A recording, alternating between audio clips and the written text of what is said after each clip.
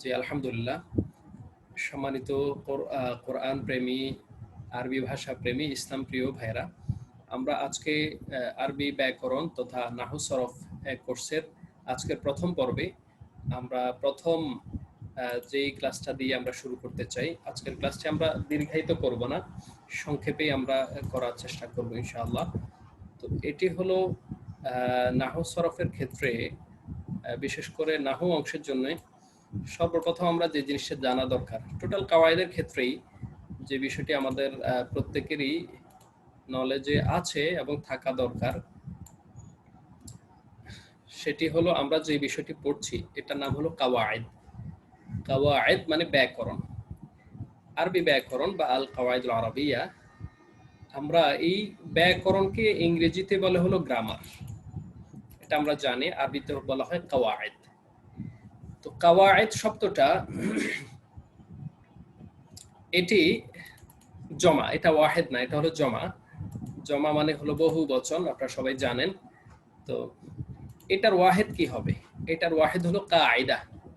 কায়দা, কায়দা শব্দের বহু বচনের কাওয়াইদ। আমরা যে কোনো বিষয়ের নিয়ম নীতিকে আমরা কায়দা বলি।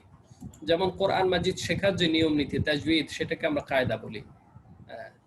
এরপরে আরবি আপনার যখন ফিকহের নানান বিধিবিধানগুলো, ফিকহের উসুলগুলোর আলোকে অনেকগুলো নিয়ম কারণ রয়েছে, এগুলোকে কাওয়াইদুল আল মানে ফিকহ বা আল কাওয়াইদুল ফিকহিয়া বলা হয়, অথবা কায়দা বলা হয় এগুলোকে, এই নিয়ম কারণ। ঠিক একইভাবে আরবি ভাষা শেখার জন্য এখানেও কিছু নিয়ম কারণ রয়েছে, এগুলোকে বলা হয় কাওয়াইদুল লুগাতিল আরবিয়া, কাওয়াইদুল লুগাতিল আরবিয়া, আরবি ভাষার ব্যাকরণ।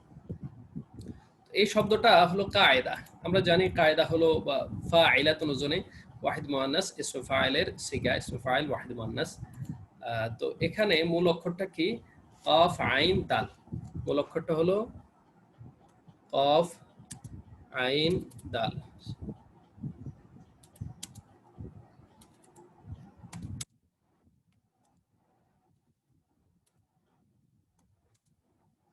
যাই হোক, এখানে আরবিটা এই যে আসছে। কায়দা শব্দের মূল অক্ষর হলো কফ আইন দাল মাদ্দা। আমরা জানি এটা হলো জিনসে সহিহ, এটা হলো জিনসে সহিহ কফ আইন দাল। এর অর্থটা কি হয়? এমনি সাধারণত আমরা যদি এটাকে অর্থ করি তখন হবে কাদা ইয়াকুদু কুউদ মানে বসা। এটার মূল অক্ষর অর্থ হলো বসা। কিন্তু যখন কায়দা বলবো, তখন এর অর্থ ভিন্ন একটি অর্থ প্রদান করবে। এটি তখন বসা অর্থ দেবে না, এর অর্থ হবে নিয়ম, আল কানুন। তখন এর অর্থ হবে আল কানুন বা নিয়ম, নিয়ম কানুন। কায়দা কানুন বলি না আমরা, হ্যাঁ, আল কানুন, এই এটা হলো কায়দার মূল অর্থ, কানুন বা নিয়ম নীতি বিধান ইত্যাদি। হুকুমও হতে পারে, হুকুম বিধান। তো এটাকে আরবি ভাষায় এটার একটা সংজ্ঞা আছে। আরবি ভাষায় এর একটা সংজ্ঞা আছে, যেটাকে এইভাবে উপস্থাপন করা হয়েছে যে হুকমুন কুল্লিয়ুন। হুকমুন কুল্লিয়ুন, এটা হলো একটা পরিপূর্ণ বিধান।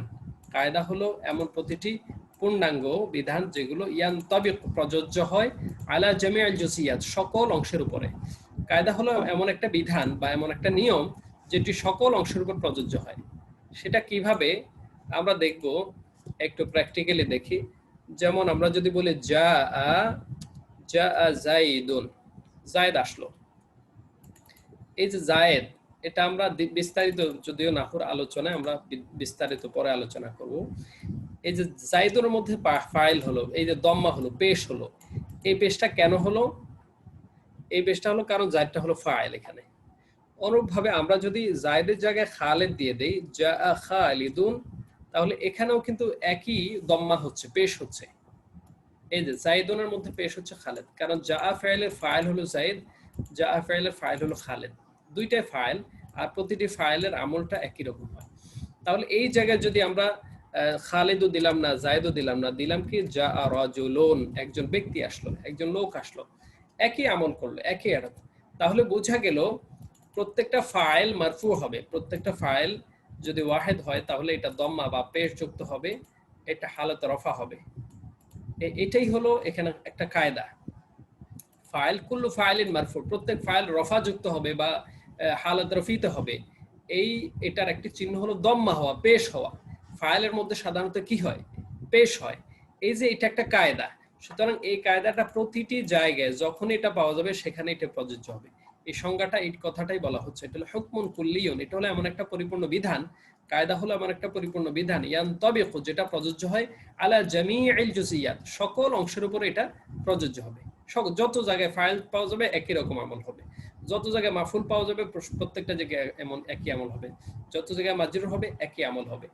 এটার নামই হচ্ছে কায়দা, মানে নিয়ম, বাংলায় যেটাকে আমরা নিয়ম বলি, নিয়ম কানুন বিধি বিধান ইত্যাদি।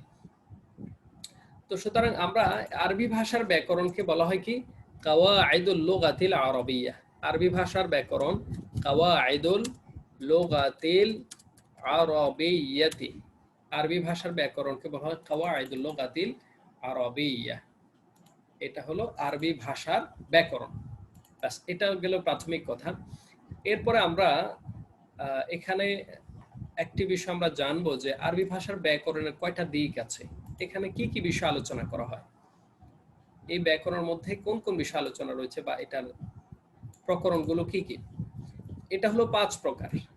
আমরা জানি প্রত্যেক ভাষায় এই ব্যাকরণের কিছু প্রকার আছে। আমাদের বাংলা ভাষায় ব্যাকরণ যেমন রয়েছে, ইংরেজিতেও রয়েছে, আরবিতেও ঠিক তেমনই রয়েছে। যেমন একটি পার্ট হলো ইলমুল ইমলা, আরবি ভাষার ব্যাকরণের প্রথম পার্ট হলো ইলমুল ইমলা।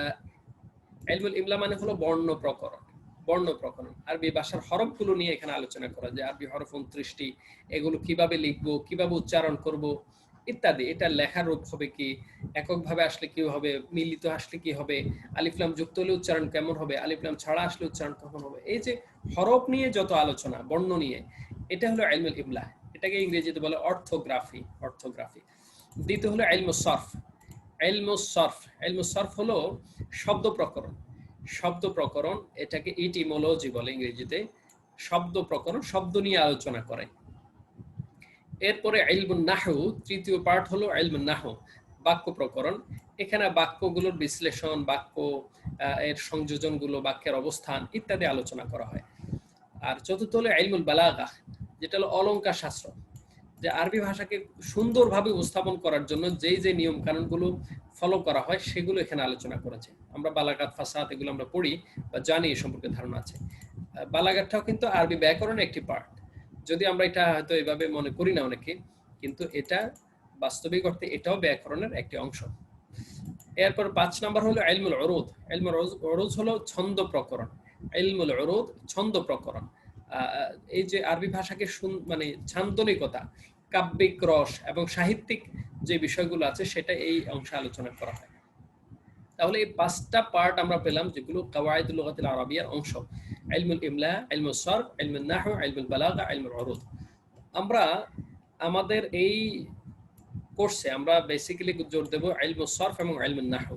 আর আমরা সুযোগ পেলে ইলমুল ইমলারও 2-1টি ক্লাস দেখি বা অথবা কোনো একটা লেকচারের সাথে এগুলো গুরুত্বপূর্ণ কিছু অংশ আলোচনা করে নেব ইনশাআল্লাহ। ইলমুল ইমলার গুরুত্ব একটা সময় আমাদের দেশে ছিল না, ইদানিং আমাদের পাঠ্য বইগুলোতে ইলমুল ইমলার কিছু কিছু বিষয় অন্তর্ভুক্ত করা হয়েছে, এবং এটা আরবি ভাষার ক্ষেত্রে ইআরাব চিহ্নিত করা এবং শব্দগুলোকে সঠিকভাবে উপলব্ধি করার জন্য ইলমুল ইমলার খুব গুরুত্ব রয়েছে। যেমন আপনাদেরকে আমি উদাহরণস্বরূপ বলি যে কোন শব্দের মধ্যে রয়েছে যে এখানে এই জায়গায় কি পড়বো আমরা, হরকত নেই, একটা জায়গায় হরকত নেই, তখন আমরা কিভাবে পড়বে, এখানেও আছে আলিফ নুন সতরা, এখানেও সেম। তাহলে এইখানে আনসুরও হবে না এখানে আনসুর হবে, বা উনসুর আনসুর দুই ভাবে পড়া যায়, তাহলে কি হবে, এই যে এইটা হলো উনসুর হবে, উনসুর, আর এটা হবে আনসুরু বা আনসারু। হ্যাঁ, ইসমে তাবদিলও হতে পারে, ওয়াহিদ মুতাকাল্লিম হতে পারে, আনসুরু বা আনসারু। তাহলে দুইটা দুই রকম, একটা হলো ওয়াহিদ মুতাকাল্লিম ফেইলে মুদারা, আর একটা হলো আমরা হাজর মারুফ, ঠিক আছে, ওয়াহিদ মুযাক্কার হাজর। এই হরকত ছাড়া আপনি কিভাবে বুঝবেন এই যে হামজাটাই চিহ্নিত করছে শব্দটা কি। এজন্য এই বিষয়টা হলো ইলমুল ইমলার আলোচ্য বিষয়। ইলমুল ইমলা সম্পর্কে ধারণা থাকলে আমরা সেটা হরকত ছাড়াই বুঝতে পারবো যে এখানে কি হবে। তো এটা আমরা দেখি আলোচনায় আনা যায় কিনা ইনশাআল্লাহ। আর মূলত আমাদের এখানে ইলমুস সরফ এবং ইলমুন নাহু নিয়ে আলোচনা হবে। আমরা এই জায়গায় একটু ধারণা নেই কোন পর্বে কি কি আলোচনা করা হয়। যেমন বর্ণ প্রকরণ যেটা ইলমুল ইমলা, এখানে আলোচনা করা হয়েছে যে আরবি বর্ণমালার উচ্চারণ এবং লেখার পদ্ধতি, যে হরফে হিজাইয়া বলে যেগুলোকে, আরবি বর্ণমালার উচ্চারণ পদ্ধতি, উচ্চারণ কিভাবে হবে এবং লেখার পদ্ধতি কি হবে। এরপরে আরবি বর্ণমালার প্রকরণ, হরফে শামসিয়া, হরফে কামারিয়া, আপনারা নিশ্চয়ই জানেন হরফে শামসিয়া গুলো কি কাকে বলে, হরফে কামারিয়া কাকে বলে। যেমন হরফে শামসিয়া কি, এই যে শিন, শিনটার আগে যদি আলিফ লাম যুক্ত হয় তখন কি হবে, আশ-শামসু, এই যে লামটার উচ্চারণ হবে না, আশ-শামসু। এই যে শিনটা হলো একটা শামসিয়ার হরফ, যে এগুলোর আগে আলিফ লাম আসলে লামের উচ্চারণ হবে না। আবার কফটা হবে আল কমারু, এই যে কফটা হবে কামারিয়া হরফ, এটার আগে আলিফ লাম আসলে লামের উচ্চারণ হবে, এটার আগে আলিফ লাম আসলে লামের উচ্চারণ, আল কামারু। তো এই ধরনের হরফে শামসিয়া আছে, কামারিয়া আছে। কিছু কিছু হরফ আছে এগুলোর আগে আলিফ লাম যুক্ত হলে লামের উচ্চারণ হবে না, কিছু হলো হবে। তো যেগুলো এইটা হলো হরফে শামসিয়া কামারিয়ার আলোচনার মধ্যে থাকবে। এরপর বিরাম চিহ্ন আছে কিছু আরবি ভাষার বিরাম চিহ্ন, আলামাতুত তারকিম, কোথায় আমরা যেগুলো বিরাম জ্যোতি চিহ্ন বলি, দাড়ি, কমা ইত্যাদি ব্যবহার করে আরবি ভাষায় এগুলো রয়েছে, এটাও এই ইলমুল ইমলার আলোচ্য বিষয়। এরপর হচ্ছে হরকত বা ধ্বনি চিহ্ন, যে হরকতগুলো আমরা ব্যবহার করে থাকি, এটাও ইলমুল ইমলার বিষয়। তারপরে আমরা দেখব যে শব্দ প্রকরণ বা ইলমুস সরফের মধ্যে কি কি বিষয় আলোচনা হয়ে থাকে।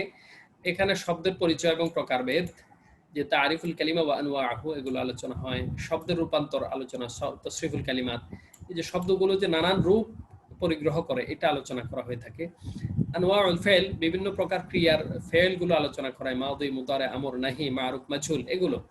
এর আবওয়াবুল ফেল, যে বাবগুলো রয়েছে 43 বাব, এই বাবের আলোচনা সরফের মধ্যে রয়েছে। এরপরে তালিল, তালিলের আলোচনা, ইলাল বা তালিলের আলোচনা এখানে রয়েছে। এই যে কোথাও আমরা যদি বলি কুল, এই যে কুল শব্দটা কিভাবে আসলে, মূল অক্ষর কি, এটার মূল অক্ষর হলো কফ ওয়াও লাম, তাহলে এটা কিভাবে কুল হলো। তো এভাবে আর কি এই তালিলগুলো কিভাবে হয়, এটার আলোচনাও ইলমুস সরফের আলোচনা। তারপর হলো জিনসের আলোচনা, সহিহ, মাহমুজ, মুরতাল, মুদাফ, এই আলোচনাগুলো কিন্তু ইলমুস সরফের আলোচনা। এরপরে বিভিন্ন কালের আলোচনাগুলো, মাদি, মুদারে, হাল, মুস্তাকবিল, এগুলো আর কি। আদদের আলোচনা, এগুলো সবই ইলমুস সরফের আলোচনা। এরপর ইলমুন নাহউর আলোচনা কি থাকবে, বাক্য প্রকরণে এখানে থাকবে হলো বাক্য পরিচিতি, গঠন প্রণালী, তারিফুল জুমলা ওয়া কাইফিয়াতুস সুনা, এই যে বাক্যগুলো কিভাবে গঠন হবে, জুমলা ইসমিয়া কিভাবে গঠন হয়, ফেলিয়া কিভাবে গঠন হয়, ইত্যাদি আর কি। বাক্যের প্রকারভেদগুলো এখানে, জুমলার প্রকারগুলো আলোচনা হয়েছে এখানে। এরপরে বাক্যের বিভিন্ন হালাতগুলো আলোচনা হয় এখানে, যে কোনটা হালাতে রফি, কোনটা হালাতে নসবি, কোনটা জররি, মারফুআত, মানসুবাত, মাজরুরাত গুলো। ইআরাব গুলো আলোচনা হয় এখানে, ইআরাবুল ইসমি, ইআরাবুল ফাইল, ইসমের ইআরাব গুলো কি হয়, কি কি, ফাইলের ইআরাব গুলো কি কি। আর আরেকটা হরফের প্রকারগুলো এবং ব্যবহারগুলো, এগুলো ইলমে নাহউতে আলোচনা হয়ে থাকে। এটা হলো আমাদের একদম প্রাইমারি কিছু ধারণা, যেটা আমাদের প্রত্যেকেরই জানা আছে। তো আমরা আজকে একটা বিষয় একটু জিজ্ঞাসা করব সবাইকে, যে এই যে আমরা হারাকাত বলি, হারাকাত সংক্রান্ত ধারণা, এটা আমি সম্ভবত আপনাদেরকে আগে ওখানে গত বছরের প্রোগ্রামে আমি বলেছিলাম যে হারাকাত কয়টি, আরবিতে হারাকাত কয়টি, কে বলতে পারবেন? 28টি। 28টি। কি কি সেগুলো? হামজা আর আলিফকে একসাথে বললে 28টি হয়। আর এই করার দরকার নেই। হারাকাত হলো হারাকাতুনের জমা, হারাকা, হ্যাঁ, হারাকাতুনের জমা হারাকাত। ঠিক আছে, আমরা ফাথা দিবে, বিফাতহিল র, বিফাতহিল র, রার মধ্যে ফাথা দিয়ে বলবো হারাকা। হরকত বাংলায় বললে একটা বিষয় হরকত, কিন্তু যখন আরবিতে বলবো তখন সেটি হবে হারাকা, হারাকা, হ্যাঁ। আর জমা হলো আল হারাকাত, ওয়াহিদ হলো আল হারাকা, জমা হলো আল হারাকাত। এই হারাকাত গুলো হচ্ছে আরবিতে কয়টি, এগুলো আমরা বিভিন্ন ভাবে ওগুলো জানি, কিন্তু ওগুলো যে হারাকাত এইভাবে হয়তো জানি না। যেমন একটা আমরা জানি যে দম্মা, দম্মা মানে কি, পেশ, দম্মা। আমরা জুম্মা বলি অনেকে, জুম্মা না, এটা কি দম্মা, দম্মাতুন, দম্মা। আচ্ছা, দ্বিতীয়টা কি ফাতহা, ফাতহা। তৃতীয়টা কি কাসরা। আমরা যারা আরবি ভাষা কোর্সের বা নাহু সরফ কোর্সের শিক্ষার্থী বা প্রশিক্ষণার্থী, এখানে উল্লেখ করা হয়েছে আপনার প্রশিক্ষণার্থী, মানে আপনারা শুধু ছাত্র নন, আপনারা শিক্ষকও বর্তমানে অথবা সামনে হবেন, কেউ আছেন কেউ সামনে হবেন। এই জন্য আমরা অ্যারাবিক টার্মগুলো, যে আল মুস্তালাহাতুল আরবিয়া, আরবি যে পরিভাষাগুলো সেটা আমরা ব্যবহার করবো ইনশাআল্লাহ। তাহলে হারাকাত হলো দম্মা, ফাতহা, কাসরা। আরেকটি হারাকাত আছে সুকুন। সুকুন মানে হলো জজম বলে যেটাকে আমরা, সুকুন। এরপরে তারপরে হলো তানবিন। এটা দুই জবর দুই জের দুই পেশ, এগুলো তো তানবিন, তাই না? তানবিন, দম্মা, ফাতহা, কাসরা, সুকুন, তানবিন। আরেকটা হলো সাদ্দা। সাদ্দা বা তাজদিদ। সাদ্দাকে আমরা কি বলি? তাজদিদ বলি, একই কথাই। দম্মা, ফাতহা, কাসরা, সুকুন, তানবিন, সাদ্দা। আমরা এভাবে মুখস্থ রাখতে পারি যে হারাকাত হলো 6টি। হারাকাত কয়টি? সিত্তা। আল হারাকাত সিত্তা। হারাকাত হলো 6টি। এটা হলো সেগুলো কি কি? দম্মা, ফাতহা, কাসরা, সুকুন, তানবিন, সাদ্দা। দম্মা, ফাতহা, কাসরা, সুকুন, তানবিন, সাদ্দা। এই 6টি। দম্মা মানে আমরা যেটাকে পেশ বলি, ফাতহা মানে হলো, এগুলো হলো অ্যারাবিক, পেশ কিন্তু আরবি শব্দ না। ফাতহা মানে হলো জবর, যেটা আরবিতে বলে ফাতহা। কাসরা মানে আমরা যেটাকে জের বলি। সুকুন মানে আমরা যেটাকে জজম বলি। তানবিন হলো দুই জবর দুই জের দুই পেশ, আরবিতে বলে দম্মাতাইন, ফাতহাতাইন, কাসরাতাইন। ঠিক আছে? এটাকে আরবিতে কি বলে? দুই জবর দুই জের দুই পেশকে দম্মাতাইন। আমি লিখে দিচ্ছি, আচ্ছা আলাদাই লিখে দেই। তানবিন গুলোকে আরবিতে বলে দম্মাতাইন মানে দুই পেশ, ফাতহাতাইন, কাসরাতাইন। দম্মাতাইন, দেখুন আমি লিখে দিচ্ছি, দম্মাতাইন দুই পেশ, হ্যাঁ। এরপরে ফাতহাতাইনি, ফাতহাতাইন। এরপর হলো কাসরাতাইনি। তানবিন হলো এগুলো দম্মাতাইন, ফাতহাতাইন, কাসরাতাইন। ঠিক আছে? আর হারাকাত 6টি কি কি? দম্মা, ফাতহা, কাসরা, সুকুন, তানবিন, সাদ্দা, সিত্তা। হারাকাত হলো 6টি, দম্মা, ফাতহা, কাসরা, সুকুন, তানবিন, সাদ্দা। দম্মা, ফাতহা, কাসরা, সুকুন, তানবিন, সাদ্দা। আচ্ছা একজন বলুন এবার, যে কোনো একজন বলুন আমার সাথে এটা। হারাকাত 6টি কি কি?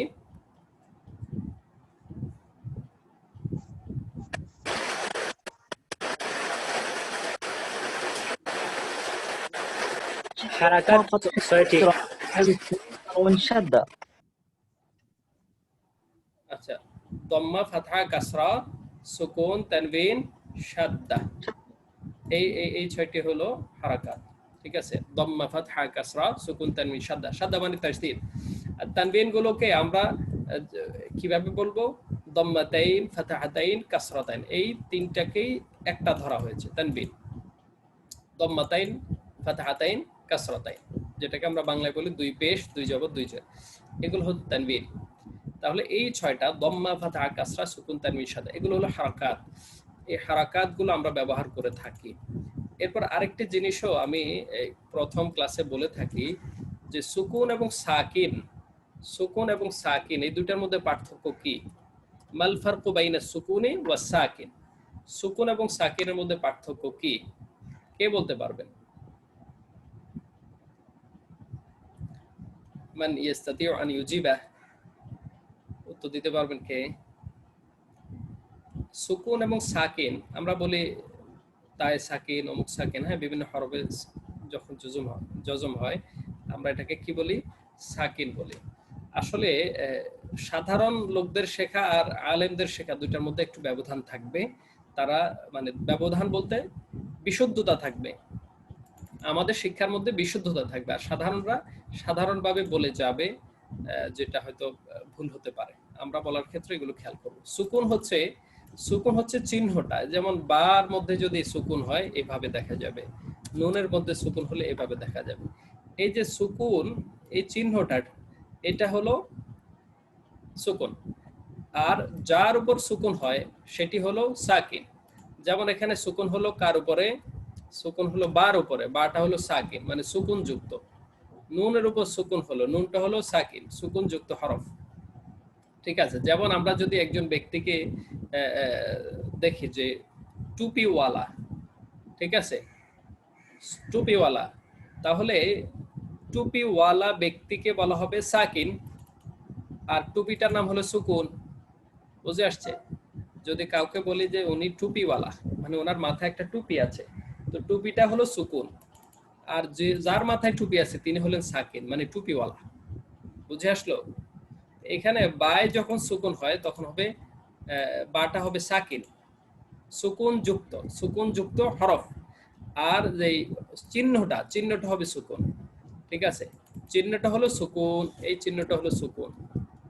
ঠিক আছে, এই চিহ্ন, ঠিক আছে, এটা আমরা যেভাবে দেই, ঠিক আছে, চিহ্নটা হলো সুকুন, আর যার মধ্যে চিহ্নটা হবে সেটি হলো সাকিন, সুকুন যুক্ত বা সুকুনওয়ালা। আশা করি বুঝতে পেরেছেন। এটা কি বুঝে আসছে? সুকুন এবং সাকিনের মধ্যে পার্থক্য বুঝে আসছে? জি জি। না বুঝলে কিন্তু আমাকে বলবেন, আমি যখন প্রশ্ন করি তাহলে আমি রিপিট করব ইনশাআল্লাহ। তাহলে এটা হলো সুকুন এবং সাকিনের মধ্যে পার্থক্য। আমরা যখন বলবো নিজেরা কাউকে পড়াবো বা নিজেরা কথা বলবো, আলোচনা করব, তখন কিন্তু আমরা এটা খেয়াল করব যে বায়ের মধ্যে সুকুন হয়েছে বা বা সাকিনা, হ্যাঁ, সুকুন যুক্ত হরফ বা, আর বার মধ্যে যেটা হয়েছে সেটা হলো সুকুন। তাহলে আমরা হারাকাত 6টিও চিনলাম, জানলাম যে এগুলো সবই হারাকাতের অন্তর্ভুক্ত। আর সুকুন এবং সাকিনের মধ্যে পার্থক্য আমরা জানলাম, তানবিন গুলোকে কিভাবে উচ্চারণ করতে হয় সেটাও আমরা জানতে পারলাম। পাশাপাশি আজকে আমরা কাওয়ায়েদের যে প্রকারগুলো সেগুলো আমরা জানতে পারলাম। এখানে আরেকটি বিষয় আমরা এখানে সবাই জানি যে কাল বা জামানা, টেন্স ইংরেজিতে বলে, টেন্স কয় প্রকার? আমরা সবাই জানি টেন্স 3 প্রকার। আরবিতে এই জমান কয় প্রকার?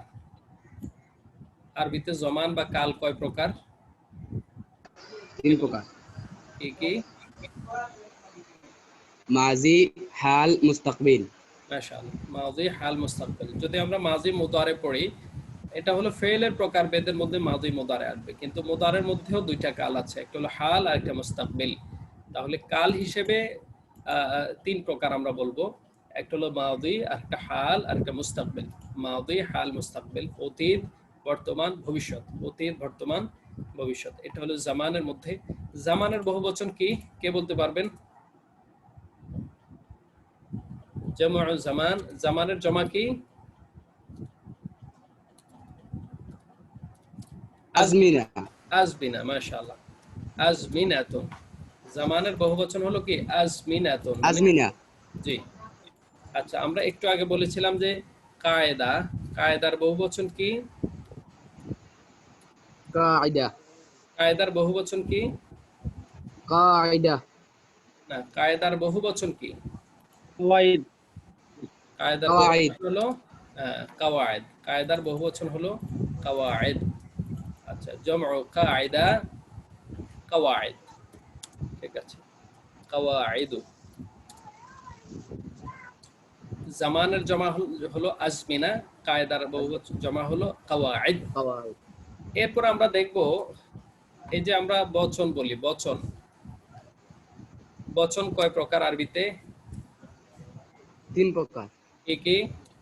ওয়াহিদ, ওয়াহিদ, তারপরে পরে তাসনিয়া, তাসনিয়া, জমা। নিয়া জামা। জমা। ওয়াহিদ, তাসনিয়া, জমা। ওয়াহিদ, তাসনিয়া, জমা। জমা। এগুলোর আরো নাম আছে। ওয়াহিদকে কি বলা হয়? ওয়াহিদের আরেকটা নাম আছে, সেটা কি? মুফরাদ। আহাদ। ওয়াহিদকে বলা হয় মুফরাদ। ওয়াহিদকে বলা হয় মুফরাদ। মুফরাদ। তাসনিয়াকে কি বলা হয়? মুসান্না। মাশাআল্লাহ, মাশাআল্লাহ। তাসনিয়াকে বলা হয় মুসান্না। আর জমাকে কি বলা হবে? মাজমু। হ্যাঁ, মাশাআল্লাহ, জমার নাম হলো মাজমু'। তাহলে আমরা যখন এই শব্দগুলো পাবো তখন যেন বুঝতে অসুবিধা না হয় যে এটাই তার আরেকটি নাম। কারণ আমাদের দেশে এটা বেশ প্রচলিত, একজন ব্যক্তির 3টা 4টা নামও থাকে। তো ঠিক এগুলোরও বিভিন্ন নাম আছে। যেমন ওয়াহিদ, আদাদ হলো বচন হিসেবে আদদের 3 প্রকার: ওয়াহিদ, তাসনিয়া, জমা। ওয়াহিদ, তাসনিয়া, জমা। ওয়াহিদের আরেকটা নাম হলো মুফরাদ। মুফরাদ তাসনিয়ার আরেকটা নাম হলো মুসান্না, মুসান্না। জমার আরেকটা নাম হলো মাজমু', ঠিক আছে, জমার আরেকটা নাম হলো মাজমু'। এগুলো সবই ইসমে মাফউলের সিগা। আফরাদা ইউফরিদু থেকে মুফরাদ হলো ইসমে মাফউলের সিগা, আর তান্না ইউসান্নি তাসনিয়া থেকে মুসান্না হলো ইসমে মাফউলের সিগা। এরপর জামা ইয়াজমাউ থেকে মাজমু' হলো জমা সিগা, এই ইসমে মাফউলের সিগা। এগুলো সবগুলোই পরবর্তী তিনটা ইসমে মাফউলের সিগা, আর বাকিগুলো হচ্ছে স্বাভাবিক যেটা মাজদার হয়ে থাকে তাসনিয়া এবং জামা। তাহলে এই প্রাথমিক বিষয়গুলো আমরা আজকে দেখলাম, এবং আরেকটা জিনিস আমরা দেখলাম যে আরবি ভাষার ব্যাকরণ কয় প্রকার পেলাম। কাওয়াইদুল লুগাতিল আরাবিয়া বা আরবি ভাষার ব্যাকরণ কয় প্রকার পেলাম? 5 প্রকার। 5 প্রকার। কি কি? ইলমুল, 5 প্রকার। ইলমুল ইমলা, হ্যাঁ একদম, ইলমুস সারফ, ইলমুন নাহু, ইলমুস সরফ, ইলমুল নাহু, ইলমুল বালাগা আর ইলমুল উরুদ। হ্যাঁ মাশাআল্লাহ। ইলমুল ইমলা, ইলমুস সরফ, সরফ মানে বলতে সরফ, ইলমুন নাহু, নাহবি, হ্যাঁ যখন আমরা একদম হরকত সহ বলবো ইলমুন নাহবি, হ্যাঁ ইলমুন নাহু, ইলমুল বালাগা, ইলমুল উরুদ। ঠিক আছে, এই 5 প্রকার কাওয়ায়েদ আমরা জানলাম, ধারণা পেলাম আজকে, এবং পাশাপাশি এটার আলোচ্য বিষয়গুলো আমরা আজকে ধারণা পেলাম। তৃতীয়ত হলো আমরা এই হারাকাতগুলো আমরা আজকে জানলাম, সুকুন এবং সাকিনের মধ্যে পার্থক্য জানলাম, এবং যে আদাদের প্রকারগুলো আমরা জানতে পারলাম, জামানের প্রকারগুলো আমরা জানলাম। এই প্রাথমিক বিষয়গুলো আমরা আজকে আলোচনা করে আজকের ক্লাসটা আমরা লম্বা করব না, আমরা আগামী ক্লাস থেকে আমরা পুরো দমে ইনশাআল্লাহ আমরা কন্টিনিউ করার চেষ্টা করব ইনশাআল্লাহ বিইذنিল্লাহ।